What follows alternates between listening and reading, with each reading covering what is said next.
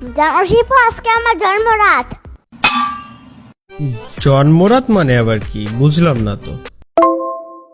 আমার যখন জন্ম হয়েছিল তখন রাত ছিল, দিন ছিল। তাহলে দিন কিভাবে বলবো?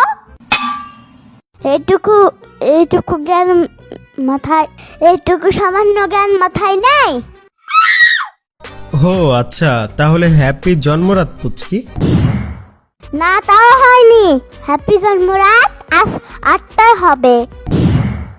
আমার জন্ম হয়েছিল রাত ঘটিকায়, কারণ আমার জন্ম হয়েছিল রাত 8 ঘটিকায়।